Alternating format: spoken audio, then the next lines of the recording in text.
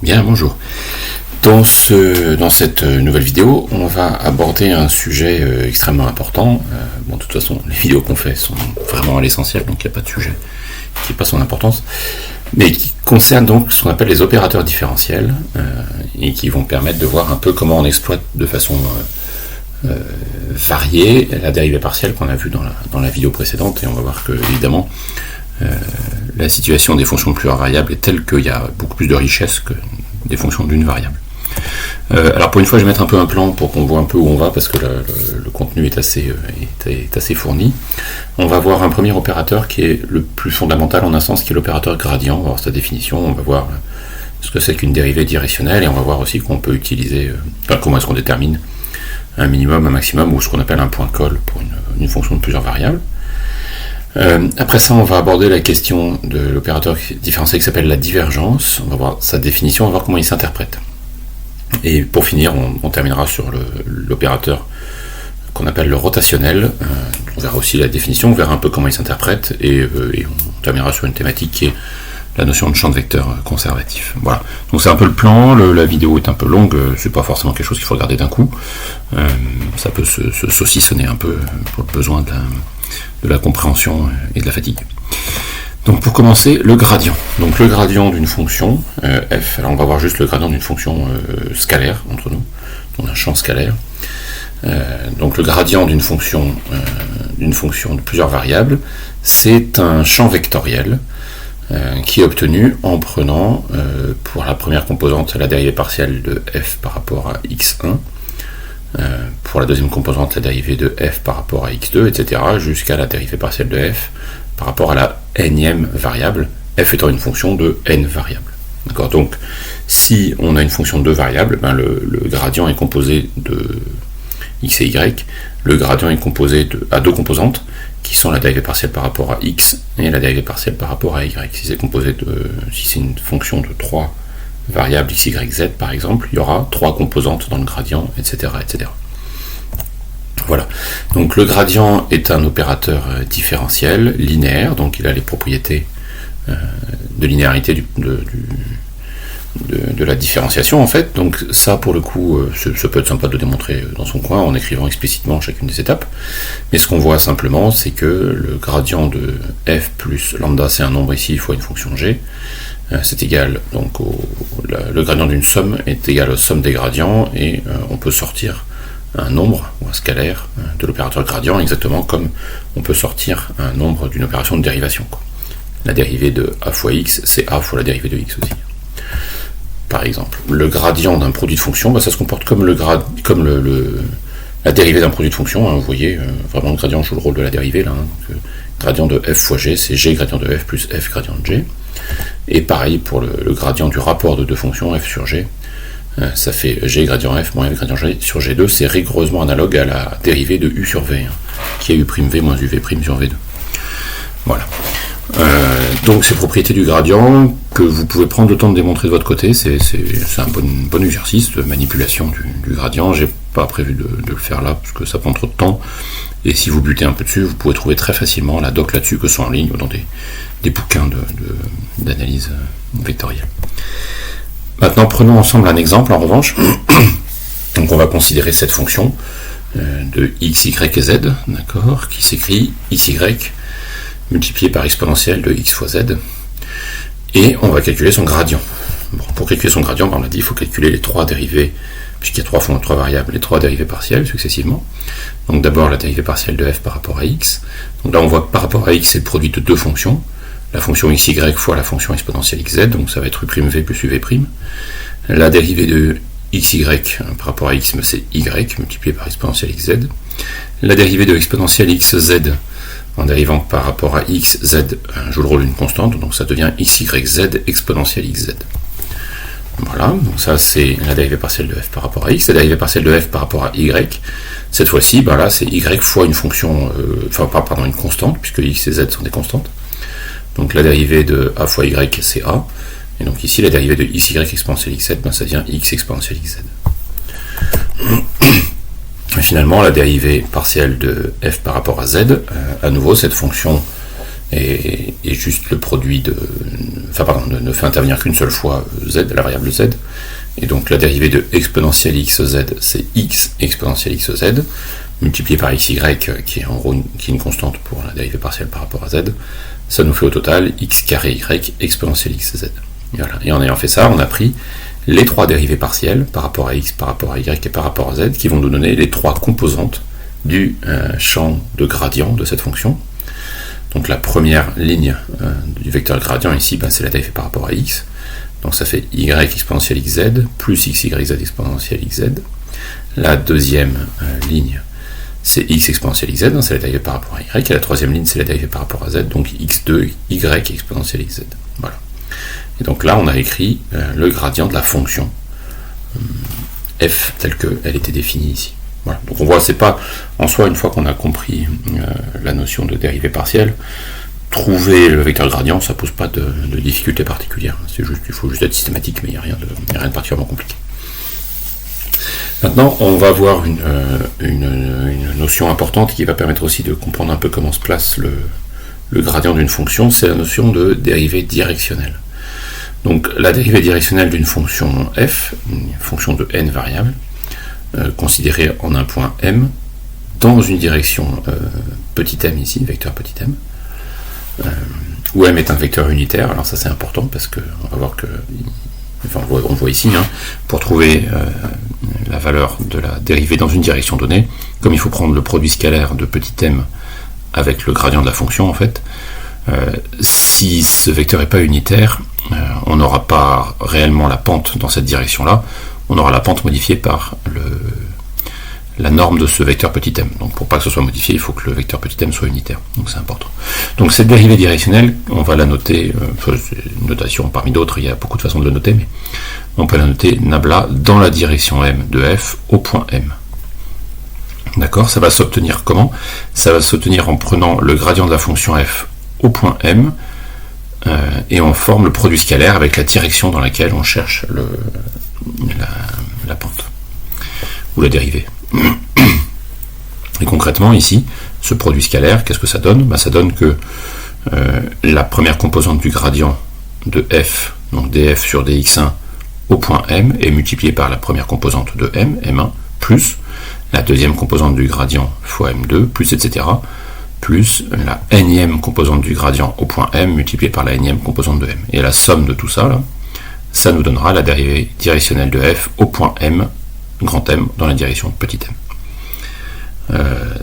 Ok, donc ça, grosso modo, ce que ça fait, c'est que vous considérez une fonction f en un point x, y, z, par exemple, si c'est une fonction de 3 variables, et vous tirez dans une direction, mettons 0, 0, 1, et vous voulez connaître la pente dans cette direction-là, c'est ça la recette, entre guillemets, pour la trouver. Prenons un exemple concret quand même. On va considérer donc la fonction f de xy qui s'écrit x2 plus 3y2, et on va déterminer la dérivée directionnelle au point 1, 2, donc notre point grand M ici, dans la direction petit m égale 0, 1. Alors j'ai pris un petit m très simple, on voit qu'effectivement c'est bien un vecteur unitaire, la norme de ce vecteur c'est 0 au carré plus 1 au carré, ça fait 1, et racine de 1 ça fait 1, donc ça c'est bien de norme unitaire, ça va. On peut y aller, donc première chose à faire c'est trouver le gradient de f. Le gradient de f ça va être la dérivée de f par rapport à x pour la première ligne, donc la dérivée de x carré ça devient 2x, et la dérivée de 3y2 c'est 0 par rapport à x. Sur la deuxième ligne, c'est la dérivée par rapport à y, dérivée partielle. La dérivée partielle de x2 par rapport à y, c'est 0, et de 3y2, c'est 6y. Ok, donc là, on a le gradient de f. On va avoir besoin d'expression du gradient de f au point m. Donc on va remplacer x par 1, y par 2, ce qui nous fait que le gradient de f au point m, c'est 2, 12 dans ce cas-là.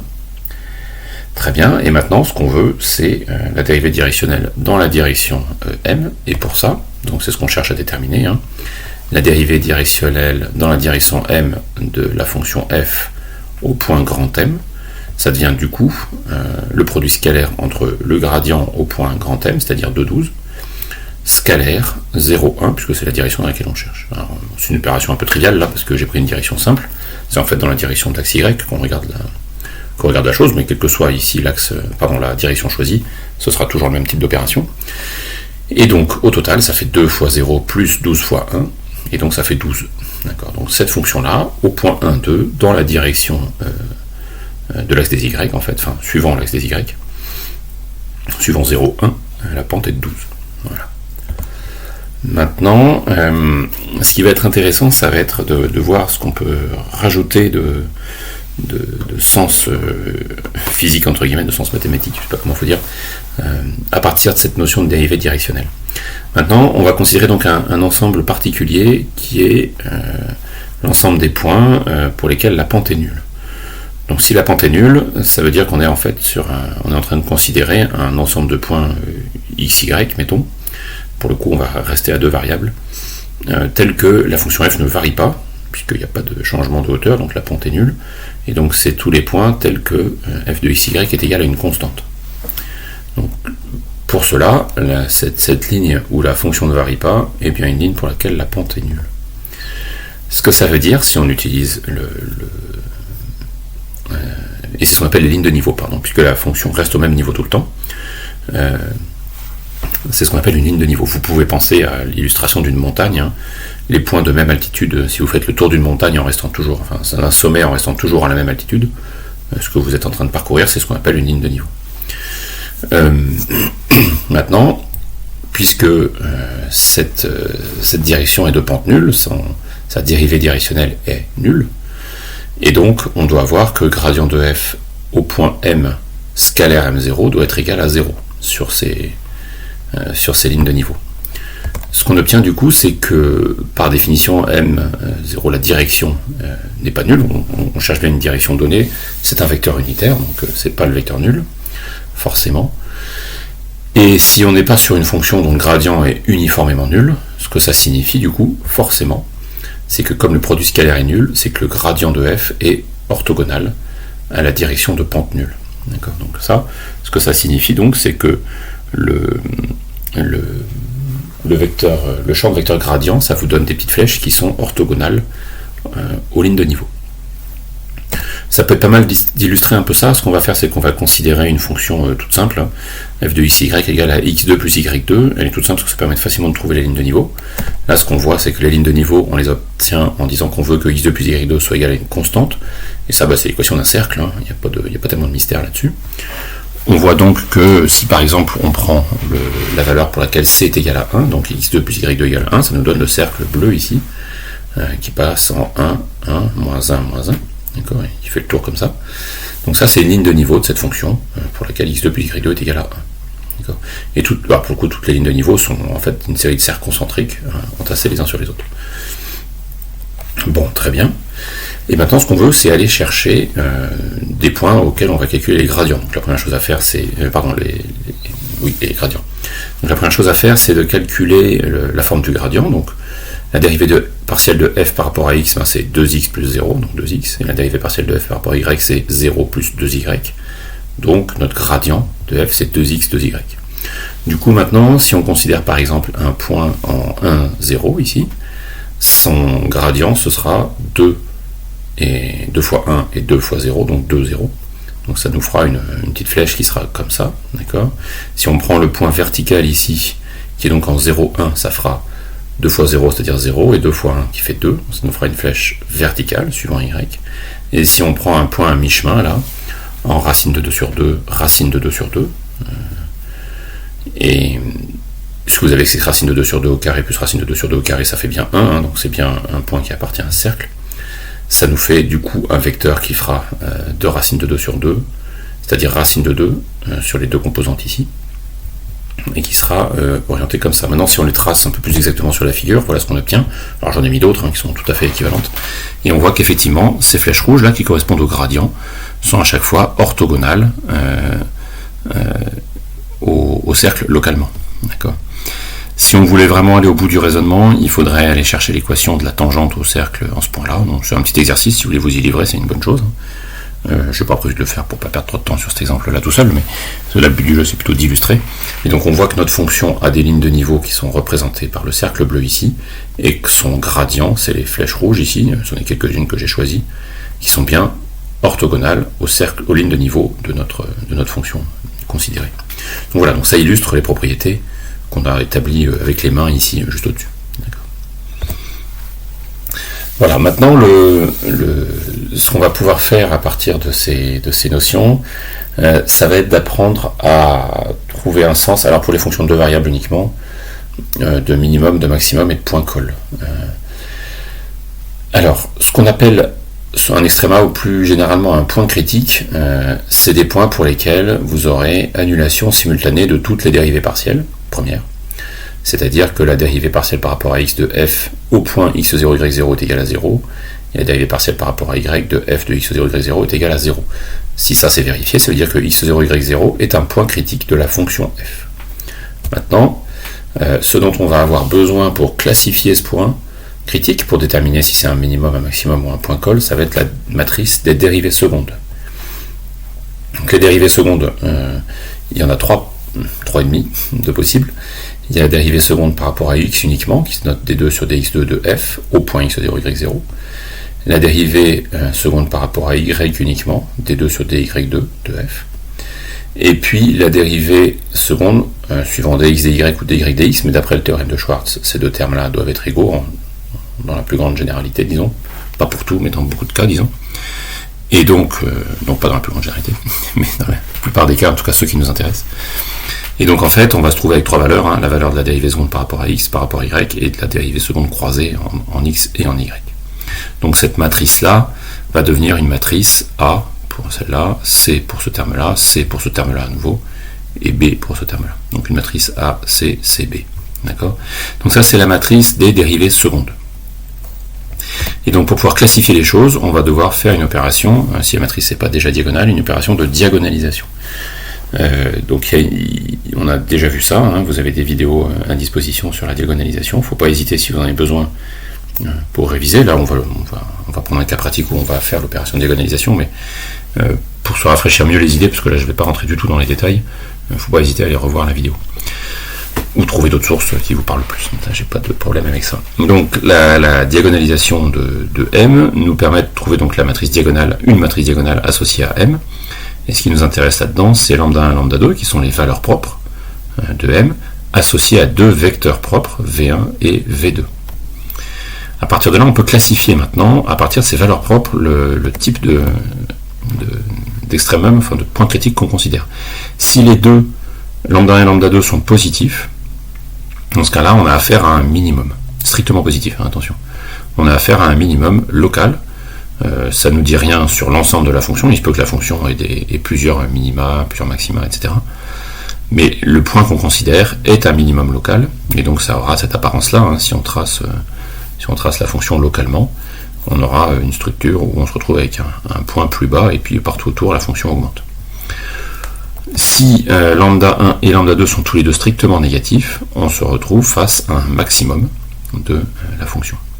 Donc cette fois-ci, son graphe aura l'apparence qu'on voit ici en bleu. C'est un point maximum, c'est un sommet local. Et finalement, s'il y a une valeur propre positive et une valeur propre négative, on se retrouve sur ce qu'on appelle un point coll ou un point cell, qui a l'apparence qu'on voit ici. Et là, vous voyez que la situation est alors pour vraiment on ne peut pas trouver d'équivalent dans le monde des fonctions d'une seule variable, parce que se retrouve avec dans une direction une fonction qui va diminuer, enfin qui se retrouve avec un minimum local dans une direction et un maximum local dans l'autre direction. Donc ces deux directions-là, ce sont V1 et V2, d'accord, associées chacune à lambda 1 et lambda 2. Donc ici, tel que je l'ai pris, vous voyez que lambda 1 négatif, ça veut dire que c'est un maximum, et donc la direction où c'est un maximum, c'est la direction comme ça, là, je ne sais pas si c'est très clair. Et donc cette direction-là, elle sera donnée par les vecteurs propres V1. La direction lambda 2, qui est positive, c'est donc un minimum, ce sera donné par V2 et ce sera cette direction-là. D'accord, suivant cette direction-là. Voilà, donc les choses un peu qu'on peut déterminer sur les fonctions de plusieurs variables à deux dimensions. Et donc, c'est ce que je viens de dire, V1 et V2 sont les directions principales associées aux courbures, et ces courbures sont représentées par lambda 1 et lambda 2. Alors, lambda 1 et lambda 2, c'est pas directement la courbure, mais je ne vais pas rentrer dans plus de détails. Là encore, si vous avez besoin d'aller chercher des courbures exactement à partir de ces termes-là, il y a des bons bouquins de référence, notre propos n'est pas là. Alors, deux petites complications à signaler. Tout d'abord, si notre matrice des dérivées secondes est uniformément nulle, que toutes les valeurs sont 0, il n'y a pas de classement général et c'est pas une situation qu'on va traiter ici. Vous voyez que dans ce que j'ai vu avant, les valeurs propres, je les considérais strictement positives ou strictement négatives. On ne considère pas quand elles s'annulent. C'est tout de suite plus compliqué, et c'est pas des choses que je vais traiter en détail ici. Et d'autre part, si on a plus de 2 dimensions, si on a plus de 2 variables, là aussi, on ne le discute pas ici, c'est plus compliqué, il y a plus de situations à envisager, et donc c'est pas l'objet de ce cours. C'est déjà bien de se faire une petite idée qui permet de voir déjà à quel point on enrichit les choses rien qu'avec deux variables au lieu d'une, et ça permet déjà de faire pas mal de petites choses. Ok, prenons un exemple. On va considérer la fonction f de xy égale à sinus x fois cosinus y. Donc j'ai une fonction tout à fait simple et gentille. Si on veut aller à la recherche de ces points critiques, on va avoir besoin de calculer ces dérivées partielles. Alors ici, vous voyez une nouvelle notation. Virgule veut dire que je dérive, et virgule x veut dire que je dérive par rapport à x, virgule y que je dérive par rapport à y. Donc ça, c'est une version raccourcie de la notation de la dérivation de f par rapport à x. Si je dérive par rapport à x, il me faut en fait cos y est une constante, sinus x, sa dérivée c'est cos x, donc la dérivée partielle de f par rapport à x c'est cos x cos y. D'accord, et la dérivée partielle de f par rapport à y, c'est la dérivée de cos y qui est moins sinus y fois sinus x. Donc au total c'est moins sinus x fois sinus y. Donc ça c'est nos deux dérivées partielles d'ordre 1. Pardon. Et on va avoir besoin aussi par la suite des dérivées partielles d'ordre 2. D'abord on peut prendre la dérivée partielle 2 fois par rapport à x et 2 fois par rapport à y, donc à présent elles sont égales, alors c'est pas du tout le cas en général, mais si maintenant vous voyez je prends la dérivée partielle par rapport à x et que je la redérive par rapport à x, cosinus sa dérivée ça va être moins sinus, donc au total ça va être moins sinus x cos y, on obtient bien ça, et si je dérive f virgule y par rapport à y, ça nous fait moins sinus x cos y, la dérivée de sinus y c'est cos y, donc on retrouve bien la même chose que ça. Donc on est dans une situation où la dérivée seconde de f par rapport à x ou y est identique, et il se trouve qu'elle fait moins f en plus, donc à présent. Donc, bon, ça, évidemment, c'est vraiment vrai dans le cas qu'on vient de considérer là, c'est pas vrai en général. Ensuite, on peut prendre la dérivée seconde croisée, la dérivée seconde de f par rapport à x puis y, ou y puis x, ou dans l'autre sens d'ailleurs. Bref, et dans les deux cas, à nouveau, on trouve la même chose, ça c'est ce que le théorème de Schwartz nous prédisait par ailleurs, on trouve moins cos x sinus y. D'accord, donc on a switché les fonctions sinus cosinus, puisqu'on a dérivé une fois celle-là, elles sont passées de l'une à l'autre, si je puis dire. Ok, très bien, donc avec ça, ce qu'on voit, c'est qu'on a obtenu les dérivées secondes. Maintenant, si on veut pouvoir trouver des points intéressants, il faut qu'on aille trouver des points critiques de cette fonction. Pour ça, ce qu'on voit rapidement, en fait, c'est que si on prend les dérivées d'ordre 1 ici, pi sur 2, 0, par exemple, c'est un point critique. Pardon. C'est un point critique parce que cosinus de pi sur 2 fait 0. Donc ça fait 0 fois 1, donc ça fait 0, donc la dérivée première par rapport à x en pi sur 2, 0 est égale à 0. Sinus pi sur 2 fait 1, en revanche sinus de 0 fait 0, et donc la dérivée première de f par rapport à y en pi sur 2, 0 fait également 0. D'accord. Donc f virgule x égale 0 et virgule y égale 0. Très bien. Donc on a un point critique. Maintenant la question c'est comment est-ce qu'on peut le classifier, minimum, maximum ou point colle. Pour ça, on va aller déterminer la dérivée seconde. Donc par rapport à x ou y, on a dit que c'était la même chose ici, ça nous fait moins sinus de pi sur 2, ça fait moins 1, fois cosinus de 0 qui fait 1 aussi, ça fait moins 1 fois 1, ça fait moins 1. Et la dérivée par rapport à xy, ça fait moins cos de pi sur 2 qui fait 0, fois sinus de 0 qui fait 0, donc ça fait 0. D'accord.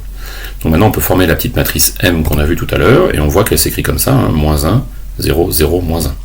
Là la bonne nouvelle c'est qu'elle est déjà diagonale, on n'a pas à la diagonaliser, et on voit que les deux valeurs propres sont négatives, et donc on est confronté ici à un point critique qui est un maximum.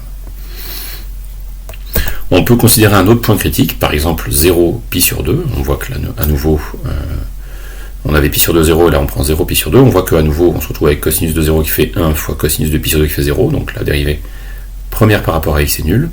La dérivée première par rapport à y est nulle aussi, parce que sinus de 0 fait 0 fois sinus de pi sur 2 qui fait 1, ça fait bien 0 là aussi. Donc c'est bien un point critique. Du coup, on peut aller chercher les dérivées secondes cette fois-ci. La dérivée seconde par rapport à xx ou yy, ça fait moins sinus de 0 fois cosinus pi sur 2, ça fait 0. Sinus de 0 ça fait 0 et cosinus de pi sur 2 ça fait 0. Ensuite la dérivée partielle par rapport à xy, ça fait moins cosinus de 0 qui fait 1 fois sinus de pi sur 2 qui fait 1, ça fait moins 1. Donc cette fois-ci, ce qu'on obtient comme petite matrice M, c'est 0, moins 1, moins 1, 0. Celle-là, elle n'est pas diagonale, il va falloir qu'on la diagonalise pour pouvoir classifier ce point critique. Donc c'est parti, on diagonalise. Alors pour mémoire, pour diagonaliser, vous vous rappelez, on fait M moins lambda I, et ce qu'on cherche, c'est les valeurs de lambda qui vont annuler le déterminant de M moins lambda I. Donc M moins lambda I, ça fait 0 moins lambda qui fait moins lambda, moins 1, 0 moins lambda qui fait moins lambda. Maintenant on cherche ce déterminant, donc ça va faire moins lambda fois moins lambda qui fait lambda carré, moins 1 fois moins 1, donc au total ça fait lambda carré moins 1, et ça se factorise, c'est une identité remarquable, c'est trivial, ça se factorise en lambda moins 1 fois lambda plus 1. D'accord. Et donc là on voit deux valeurs de lambda qui vont annuler ce déterminant, c'est lambda égale 1 et lambda égale moins 1. Donc on a deux valeurs propres, moins 1 et 1, qui sont l'une négative et l'autre positive, donc on a affaire à un point cell. Ce point critique est un point cell de cette fonction. Ce qu'on peut faire, c'est aller chercher les directions associées. Si on prend lambda 1 égale à 1, on voit que cette fois-ci, on doit donc résoudre la situation où on a remplacé lambda par la valeur propre qu'on considère, multiplié par xy égale 0, 0. Et c'est ça qui va nous donner le vecteur propre. Donc ça nous fait un système lié. Je vous rappelle que quand on trouve les valeurs propres et qu'on cherche ensuite les vecteurs propres, ça nous fait forcément des systèmes liés. Là c'est un système de 2, donc tout va bien se passer, il n'y a pas de problème. On voit qu'on a deux fois l'équation moins x moins y égale 0. Du coup, on n'en retient qu'une seule, moins x moins y égale 0, ça nous fait par exemple y égale moins x, et à partir de là, on peut proposer comme vecteur propre, par exemple, x égale 1, et dans ce cas-là, y égale moins 1. Donc ça nous fait un vecteur propre 1, moins 1, qui nous donne une direction dans laquelle donc c'est une direction à 45 degrés en fait par rapport au repère principal, dans laquelle on est correctement orienté dans le repère du point cell. Et de la même façon, si vous cherchez pour lambda 2 un vecteur propre, vous trouverez par exemple 1, 1 qui est un vecteur propre candidat. Bon, évidemment, on se rappelle, il y a une infinité de vecteurs propres. N'importe quel vecteur proportionnel à celui-là ou à celui-là sera vecteur propre, donc est acceptable aussi. Là, je ne les ai pas normalisés. Comme vous pouvez le voir, leur norme fait racine de 2. Là, c'est pas des vecteurs normalisés. C'est pas forcément une bonne idée, mais bon, je me suis simplifié la vie. Tout dépend de ce qu'on veut faire avec après. Très bien. Maintenant, on va attaquer un nouvel opérateur différentiel qui est l'opérateur divergence. Donc l'opérateur divergence, on va le voir dans sa définition pour un champ de vecteurs.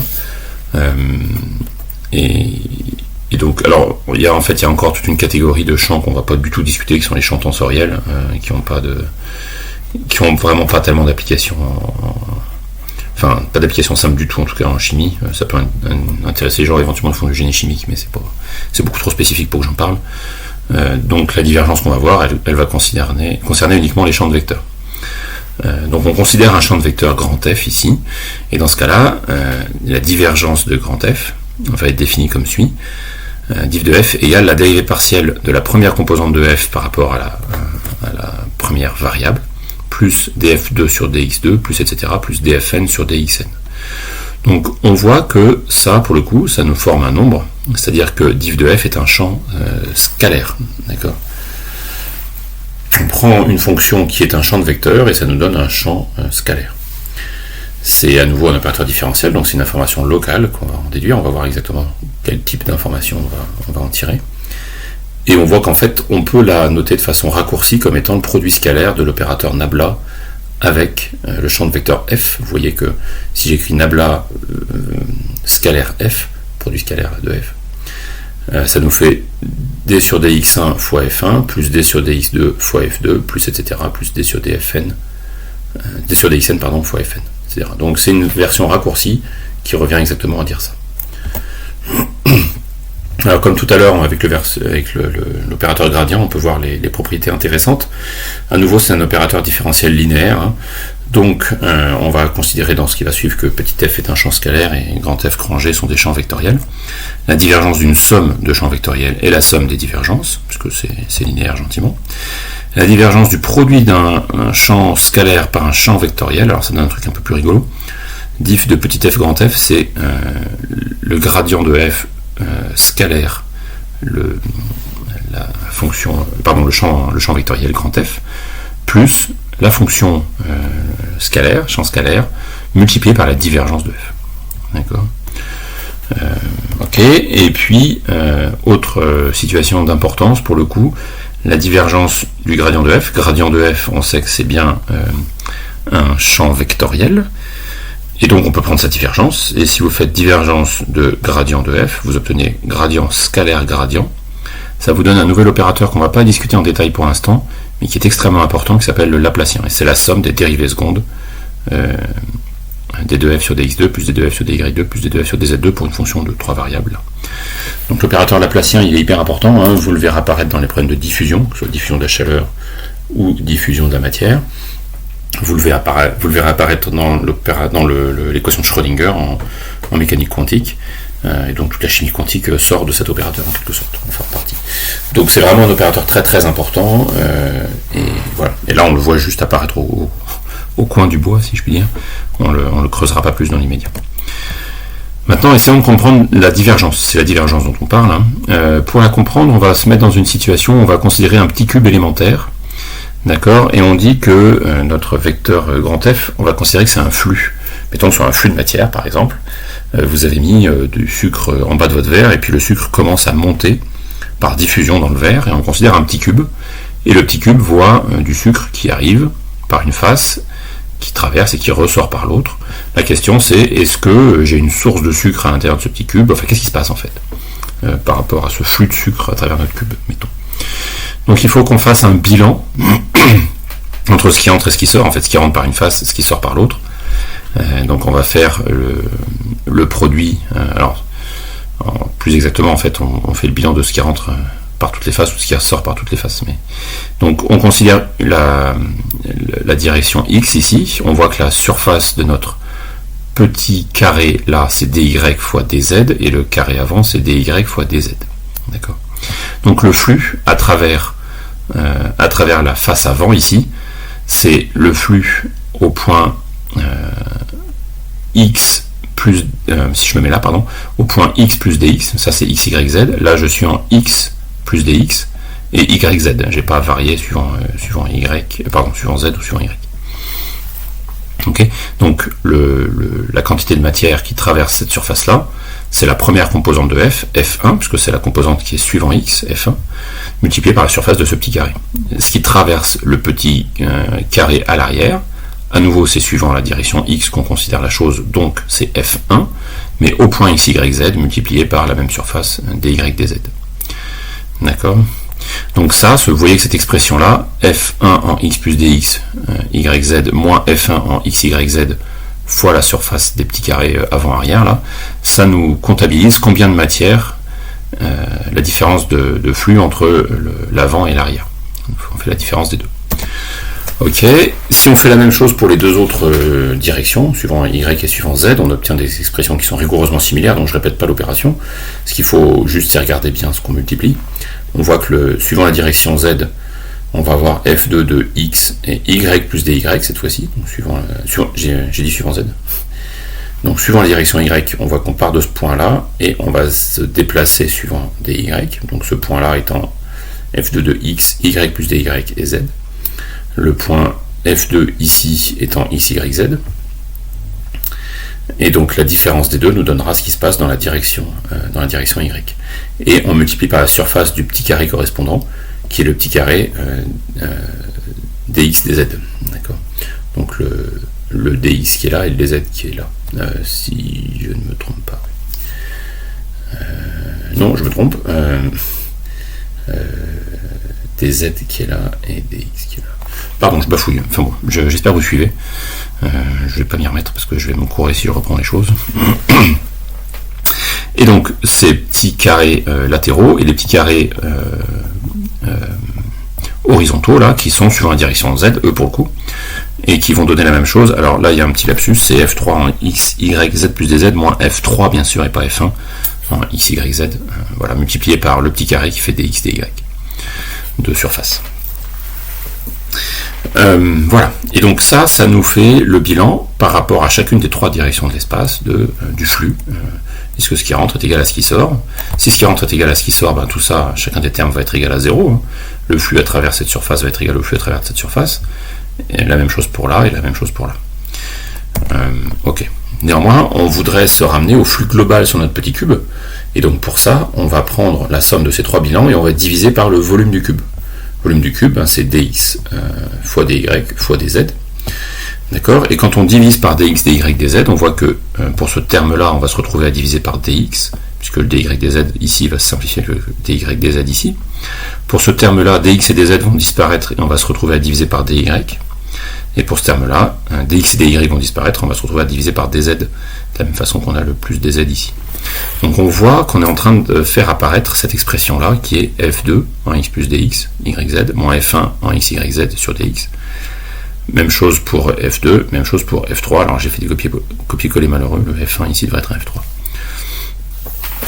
Et donc maintenant, si on fait tendre notre dx vers 0, qu'est-ce qu'on voit apparaître? On voit apparaître la dérivée partielle de f1 en x, y, z par rapport à x, la dérivée partielle par rapport à y de f2, et la dérivée par rapport à z de f3. Et ça, c'est bel et bien notre divergence. Donc ce qu'on voit, c'est que la divergence, c'est un opérateur qui nous renseigne sur un bilan d'entrée et sortie local. C'est-à-dire, est-ce que au niveau de ce point, ce qui rentre est égal à ce qui sort ou pas. Donc ce qu'on va en tenir comme moralité, c'est que si la divergence est positive, ça veut dire qu'en fait on a plus de sorties que d'entrées à ce niveau-là, on aura affaire à un point source, c'est-à-dire que très localement, là si on prend la divergence au niveau de ce point noir, et qu'elle est positive, alors ça c'est figuratif, on veut dire qu'on a un flux de matière qui sort de ce point, c'est ce qu'on appelle un point source. Il émet de la matière en quelque sorte, si vous voulez, dans un système, vous avez un verre, et avec un petit trou en dessous, vous avez une seringue dans laquelle vous avez une solution sucrée, vous injectez, si vous regardez la divergence du flux de matière en sucre au niveau du trou où la seringue débouche, vous aurez une valeur positive, il y a vraiment du sucre qui arrive à partir de là. Si vous mettez partout ailleurs, en dehors de ce point source, votre divergence sera nulle, ce qui rentre et ce qui sort se compensera. Si vous êtes sur un point où au contraire la divergence est négative, ça veut dire que là pour le coup, la matière vient vers ce point et disparaît en ce point. D'accord, la matière ou le flux de quoi que ce soit. D'accord. Donc c'est ce qu'on appelle un puits, un point puits, tout converge vers ce point et disparaît. Et la dernière possibilité, c'est que la divergence soit nulle, et dans ce cas-là, le point n'est ni un source ni une puits, il est traversé simplement par le flux, et il n'y a pas ni apparition ni disparition de l'élément dont on considère le flux en ce point-là. Voilà. Donc c'est l'interprétation de la divergence, et on voit que c'est une notion qui est extrêmement importante. Typiquement, quand vous faites des bilans matière en chimie, si vous faites ça sur des systèmes tels que des écoulements dans lesquels il y a des réactions chimiques, etc., la divergence fait partie des armes essentielles dans le carquois pour la résolution du problème. Voilà, par exemple. Prenons un exemple de calcul concret. Si on prend le champ vectoriel ici, f qui est yz, xz, xy, et calculons sa divergence. Sa divergence s'écrit comment? Elle s'écrit donc dérivée partielle par rapport à x de la première composante, donc de yz, plus la dérivée partielle par rapport à y de la deuxième composante, donc xz, plus dérivée partielle par rapport à z de la troisième composante, xy. Et là on voit qu'à chaque fois ça fait 0. Donc 0 plus 0 plus 0, ça fait 0. Donc ce champ vectoriel a une divergence nulle. Il n'y a pas de terme source, il n'y a pas d'arnaque si j'ose dire, dans ce champ vectoriel. Maintenant, on va en venir au dernier opérateur différentiel dont on doit parler, le rotationnel. Alors en tant que tel, on en parlera, on l'utilisera moins. Il a une très grande importance quand on considère des problèmes de magnétisme ou des problèmes de mécanique des fluides. Donc du magnétisme en chimie, vous pouvez penser RMN. Mécanique des fluides, vous pouvez penser réacteur chimique. Voilà, donc c'est des situations qui peuvent concerner le chimiste, mais il est moins, on le rencontrera un petit peu moins. Et on va voir un peu par la suite pourquoi, mais on va considérer que le F est un champ de vecteurs de R3, c'est-à-dire de l'espace à 3 dimensions suivant x, y et z. Dans ce cas-là, on peut définir le rotationnel comme c'est écrit là, donc rot de F est égal à la dérivée par rapport à y de F3 moins la dérivée par rapport à z de F2 multiplié par i, donc la direction 1, plus la dérivée par rapport à z de F1 moins la dérivée par rapport à x de F3 multiplié par j, donc la direction 2, ou la direction y si vous voulez, plus la dérivée par rapport à x de F2 moins la dérivée par rapport à y de F1 multiplié par la troisième direction suivant la direction z, vecteur k. Donc ça, on voit que ça nous donne un champ de vecteur à partir d'un champ de vecteur, pour le coup.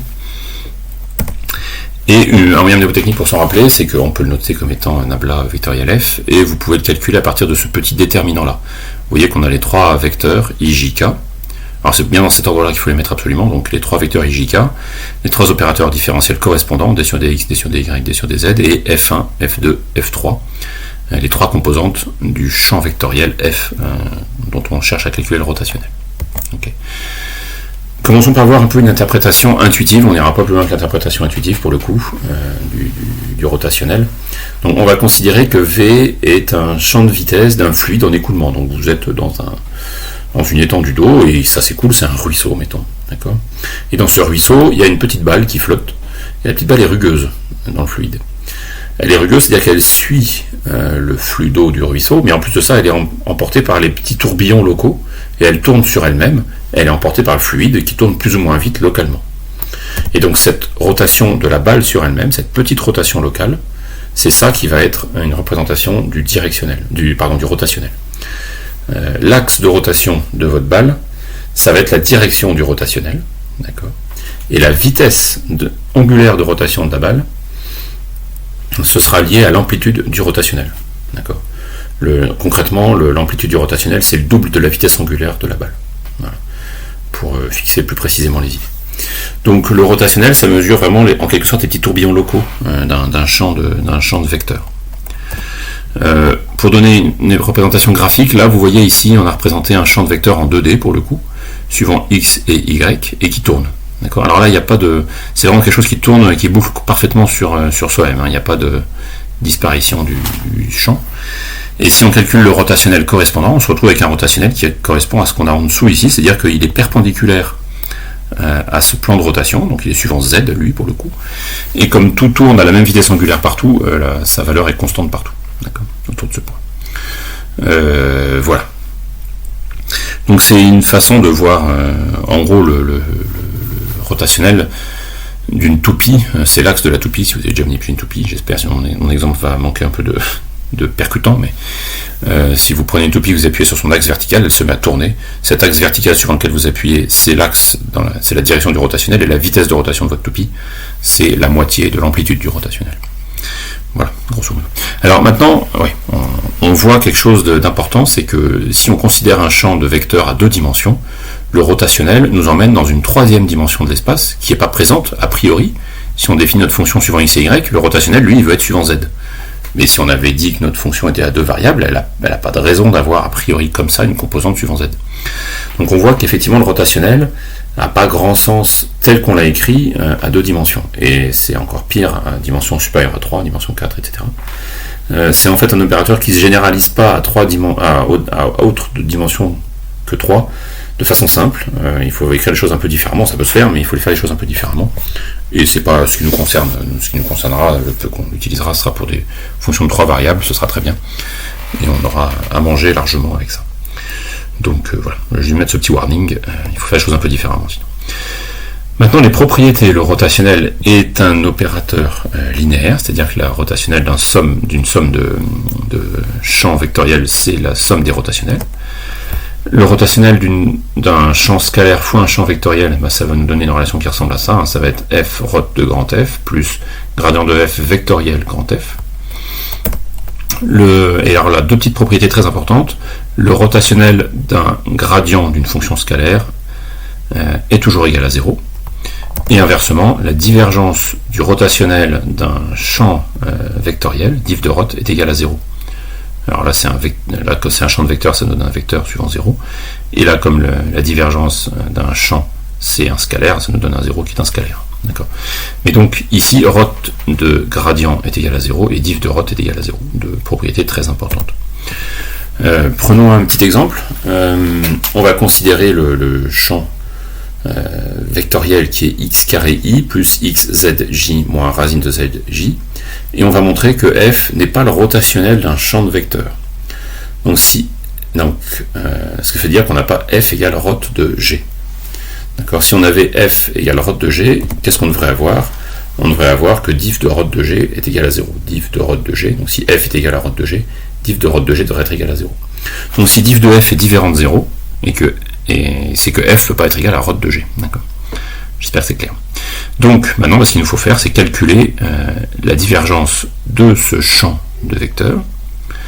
Et donc la divergence de champ de vecteurs, c'est la dérivée partielle de x carré par rapport à x, ça fait 2x, plus la dérivée partielle par rapport à y de xz, qui fait 0, moins la dérivée partielle de racine de z par rapport à z, qui fait 1 sur 2 racine de z. Donc ça fait 2x moins 1 sur 2 racine de z.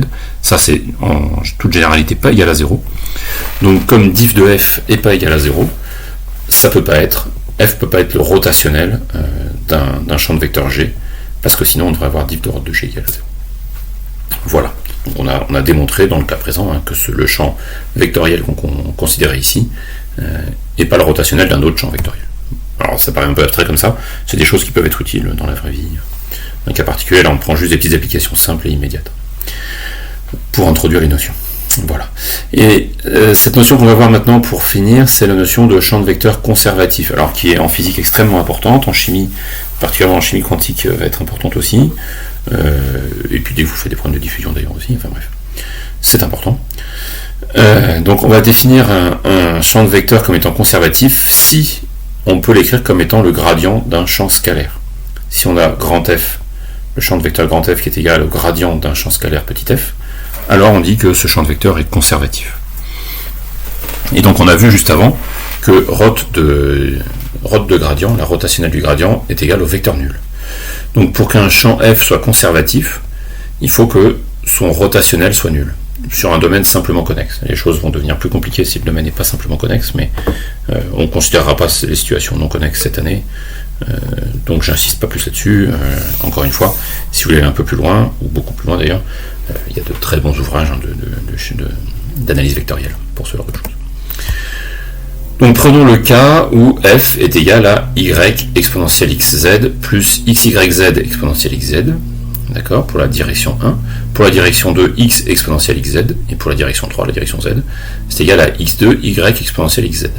Donc ce qu'on va faire, c'est qu'on va vérifier qu'il est conservatif, et on va trouver la fonction primitive, enfin les fonctions primitives, parce qu'elles seront définies une constante près, f, petit f. Donc première chose à faire, c'est d'abord trouver le rotationnel de f. Et donc c'est parti, on utilise un petit moyen mnémotechnique, ijk, d sur dx, d sur dy, d sur dz, et puis les trois composantes de nos fonctions. Donc là, si on factorise par y exponentielle xz, ça fait y exponentielle xz facteur de 1 plus xz pour ce terme-là. Ce terme-là, c'est x exponentielle xz, et ce terme-là, c'est x de y exponentielle xz. Et maintenant, on doit trouver on doit calculer ce déterminant, déterminer ce déterminant. Donc ça, c'est égal à, donc on prend le déterminant suivant la première ligne, là c'est obligatoire. On prend donc i multiplié par le petit déterminant qui est là, avec ces trois termes-là, donc ça fait la dérivée partielle par rapport à y de ce terme-là, moins la dérivée par rapport à z de ce terme-là. Alors la dérivée de ce terme par rapport à y, on voit qu'il y a juste le terme y qui est là, qui va se dériver, donc ça va nous faire juste x carré exponentielle xz, d'accord. La dérivée par rapport à z de ce terme-là, on voit qu'il n'y a que ce terme-là qui se dérive, donc la dérivée de exponentielle à x, c'est a exponentielle à x. Donc ici, ça va faire x fois x exponentielle xz, donc x carré exponentielle xz. Là, on voit déjà qu'on va avoir 0, suivant cette direction-là, de façon triviale. Ensuite, notre déterminant, c'est plus i moins j plus k, et à chaque fois multiplié par un petit déterminant d'ordre 2, en supprimant sa ligne et sa colonne, pour mémoire. Donc ça nous fait moins j fois le déterminant qui est d sur dx appliqué à x de y exponentielle xz, moins d sur dz appliqué à ce terme-là. Alors d sur dx de x de y exponentielle xz, là on a un produit de fonctions, la dérivée de x carré c'est 2x, donc ça va faire 2xy exponentielle xz plus x carré y fois la dérivée par rapport à x, donc ça fait tomber le z, donc ça fait x carré yz exponentielle xz. D'accord? Donc là on a fait d sur dx appliqué à ça, moins d sur dz appliqué à ce truc-là, à nouveau c'est le produit de deux fonctions, donc dans un premier temps on dérive ce terme-là, ça fait du xy exponentielle xz fois 1 plus xz, voilà, plus on dérive ce terme-là par rapport à z, il ne reste plus que le x quand on dérive cette parenthèse, donc ça fait yx exponentielle xz. Donc au total, ce que vous trouvez, c'est 2xy exponentielle xz plus x2 yz exponentielle xz. À nouveau, vous voyez, ce terme-là va s'annuler avec celui-là, et ce terme-là va s'annuler avec celui-là. Donc suivant j, on va trouver 0 à nouveau. Dernière composante, c'est plus k fois d sur dx de x exponentielle xz moins d sur dy de y exponentielle xz 1 plus xz. Alors d sur dx appliqué à x exponentielle xz, ça fait la dérivée de x, c'est 1, donc exponentielle xz plus xz exponentielle xz, d'accord. Et la dérivée de y par rapport à ça nous fait, le y s'en va, il nous reste exponentielle xz facteur de 1 plus xz, donc ça fait exponentielle xz plus xz exponentielle xz, avec un moins devant, puisque c'est ça appliqué à ça, moins ça appliqué à ça. À nouveau, on voit que ça va nous faire identiquement nul. Donc ce qu'on voit, c'est que le rotationnel de ce champ de vecteur fait 0. On a bien 0i plus 0j plus 0k, donc c'est bien le vecteur nul au total. Ok, donc alors s'il y a des étapes où c'est pas tout à fait clair, posez-vous et faites les calculs vous-même. Là c'est très important de bien s'assurer qu'on a bien tout compris. Je ne vous cache pas que je l'ai déjà enregistré une première fois avec des erreurs de calcul sur la page et que j'ai dû tout réenregistrer, arrivé à ce stade, avec la joie que vous soupçonnez. Mais donc, on fait vite des petites erreurs de calcul, donc il faut bien prendre le temps de poser correctement les choses. Là, les relations sont bien correctes. Voilà. Donc, notre champ vectoriel f est conservatif. Donc, il dérive a priori d'une fonction scalaire f, qu'on va essayer de déterminer maintenant. Du coup, qu'est-ce que ça veut dire? Ça veut dire que f1 doit être la dérivée partielle de cette fonction petit f par rapport à x, et donc égale à y exponentielle z plus x y z exponentielle z. f2 doit être la dérivée de petit f par rapport à y, donc x exponentielle z.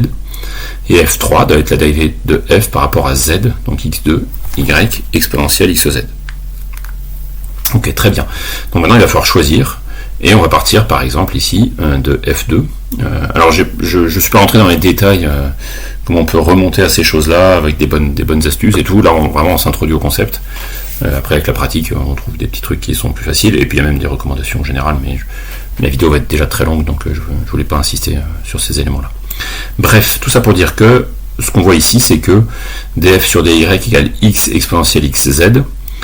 Si ça c'est vrai, on va intégrer par rapport à y, et ça va être tout simple. On va se retrouver avec y fois x exponentielle xz, d'accord, plus une fonction qui doit être indépendante de y. D'accord, parce que là, si on dérive ça par rapport à y, la fonction g va disparaître, et cette fonction-là va donner cette fonction-là. Okay. Donc f de xyz a la forme xy exponentielle xz plus une fonction g qui dépend de xz. Maintenant, on va faire appel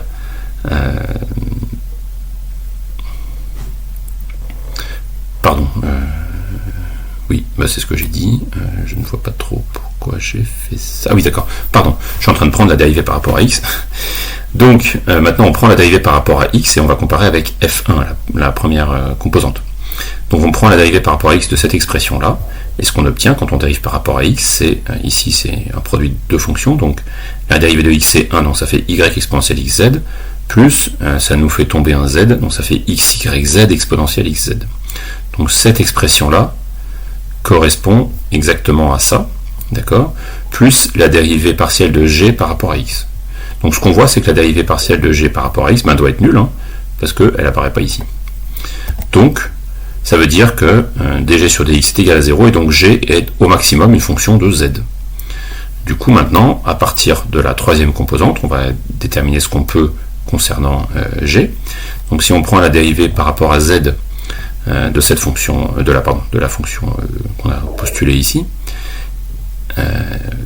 xy exponentielle xz plus g de z cette fois-ci, ça nous fait x carré y exponentielle z plus dg sur dz, et on compare avec f3, et on voit qu'on a la même fonction là, et il n'y a rien d'autre, donc le dg sur dz doit être égal à 0. D'accord. Donc au final, ça veut dire que la fonction g est une constante, et donc le champ scalaire dont on dérive, dont dérive grand f, f de xyz est égal à xy exponentielle z plus une constante, quelle que soit la constante considérée, et notre champ scalaire est égal à gradient de petit f. Voilà. Donc ça clôt cette vidéo sur les opérateurs différentiels. C'est un chapitre extrêmement important. Il faut bien comprendre le sens. Je crois que c'est le plus important d'abord de comprendre le sens de chacun des opérateurs, les manipuler un petit peu, et puis on verra en TD pour des exercices qui nous permettront de mieux saisir tout ça. Voilà. Je vous souhaite une très bonne fin de journée, de nuit, de quoi que ce soit, et je vous dis à très bientôt. Au revoir.